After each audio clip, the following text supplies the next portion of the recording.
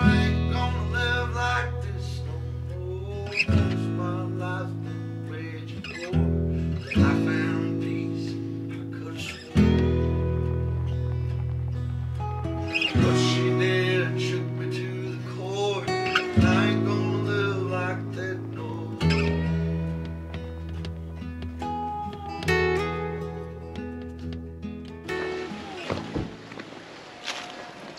Finally made it. This is the place. I feel like this is like a regenerative farmer's mecca. Like this is like a regenerative farmer's, homesteader's pilgrimage to the place. How do you feel? So far, it's majestical. Majestical. I'm excited.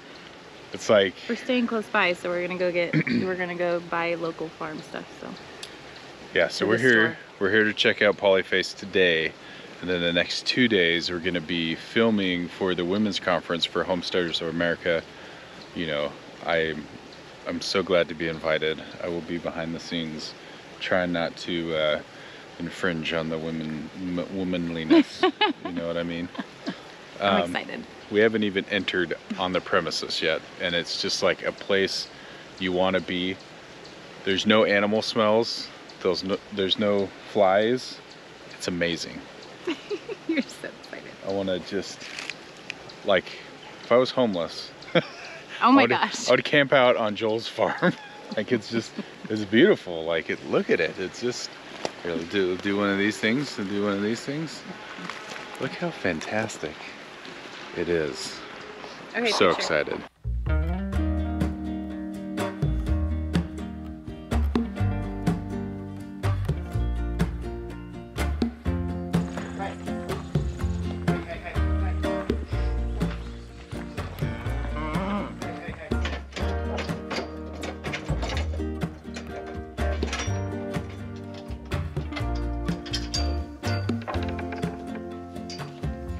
What I really love about this place already is very organized, but Rachel always calls our farm the junk farm. And like, you need like stuff like that just for fencing and stuff like that. Like, see, if we were organized, I wouldn't complain so much. yeah, but But we're not. this is well organized, but it's unassuming, you know? Oh man, this is so awesome. It's like Disneyland for farmers.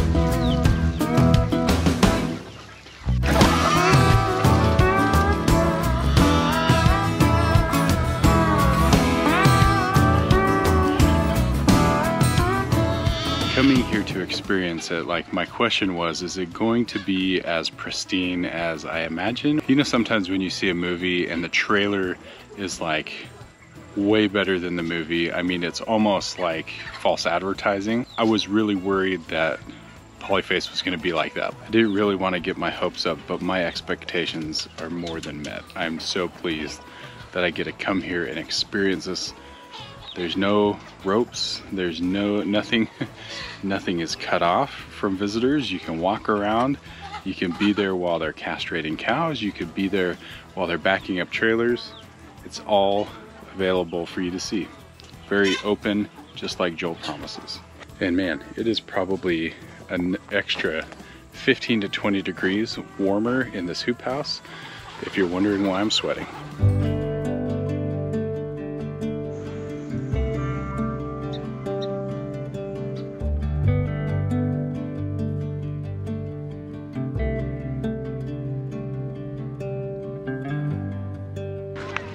What'd you get?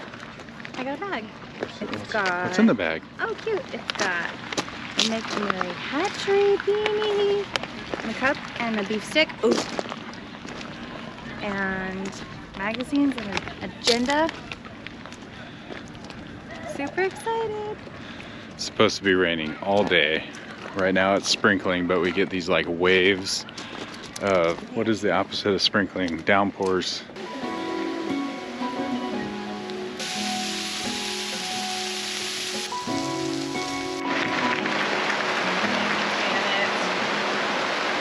Hello friends. Y'all hear me today? So today I'm talking about growing a business on the homestead. And so as homesteaders, many of us make our money at home. And so is there anyone here that wants to or does run a business on their homestead? Wow, so many of you. Busy. And then my husband and I sat down and we're like, are we really that busy? What really needs to be done this week? So we made the list and I'm like, we can do that in 2 days. So what are we gonna do the rest of the days?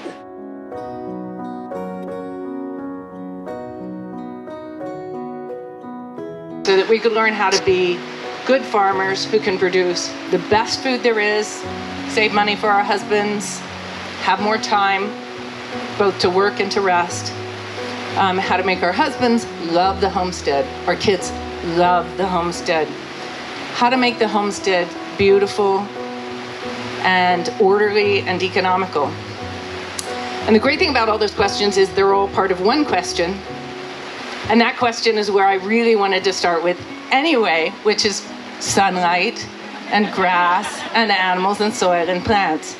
So what I want to talk about is how we're going to make a beautiful, healthy homestead economy, because that's going to get us those happy people we're looking for. Anything. We were just going to get some land and we're going to raise our own food, have a garden. We never gardened before.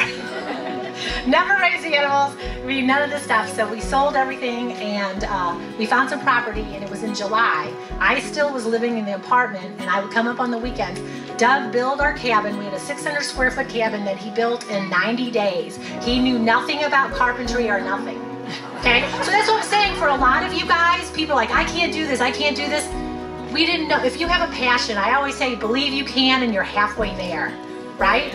It is so true. If you have a vision and you can see it happening, it can happen. I mean, it's so powerful. Well, the rain finally stopped and my glasses are fogging up. I'm in what I can only describe as the tractor barn. It's right next to where Stacy's talking about healthy foods and fermented foods and stuff like that. I just want to take a minute away from all the women. There's like 2 other guys in there. One is managing the sound and the other one is just kind of wanders in from 4 jars. And I mean, this is amazing information, even though I'm a dude. I think in the homesteader community, for the most part, we understand that, you know, in order for something as hard as a homestead to work, there has to be compatibility, and the parents being there and working together with their kids and spouses working together is the most important key to having a homestead running properly. It's a lot of work. And I think also the realization that like the success in the home comes from putting the attention towards your family and your farm. And so really cool. I just wanted to point that out, that there's no bashing men. It's all supporting women and, you know, celebrating womanhood and the gifts women have, and celebrating the family. And so I really just appreciate that, because, you know, they could take some shots at me right now. I'm outnumbered. I'm really proud of Homesteaders of America for putting this together and doing such a great job with it.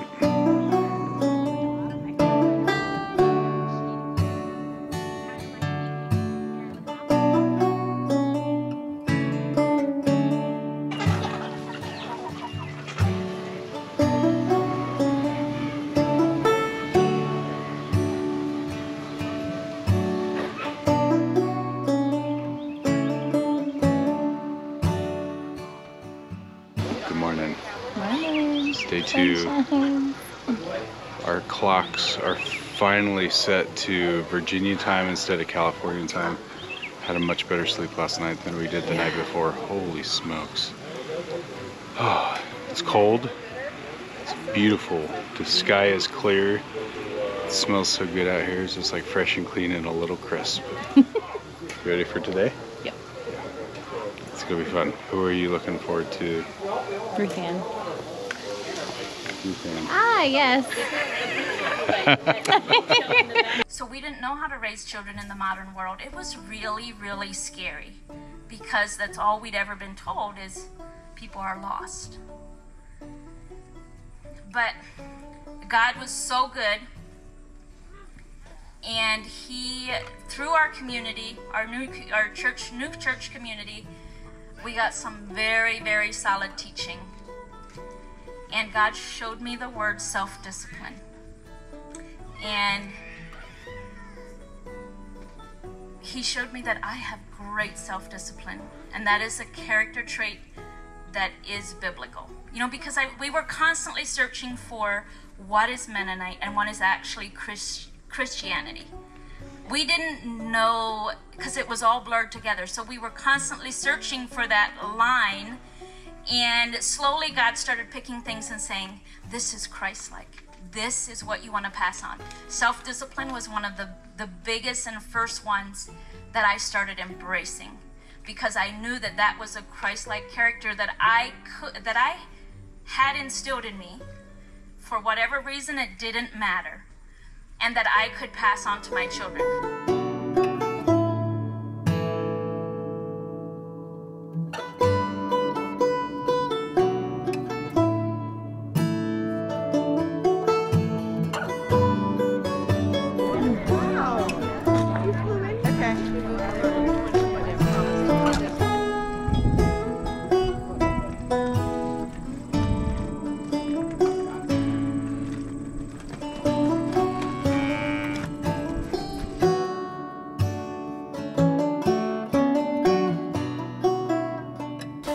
In homesteading, just as in our Christian faith, we can remain convicted of our beliefs even when we're living among non-believers.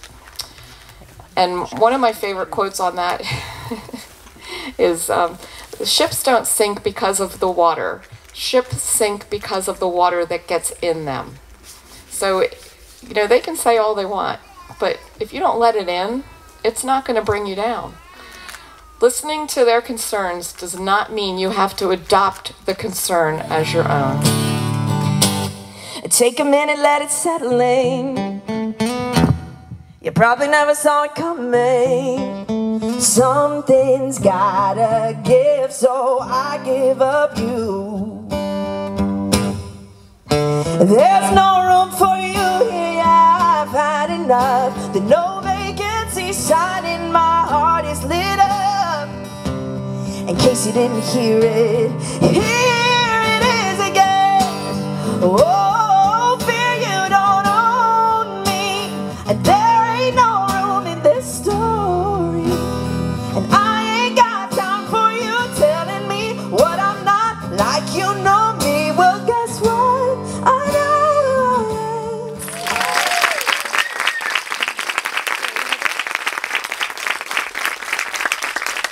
am. We are so thankful for every one of them that have been teaching you and talking to you and just communing with you this weekend. We hope that you had a wonderful time. We speak blessings to you and your children and your children's children and your homesteads. And we hope that you have a safe trip and come back next time. See you soon.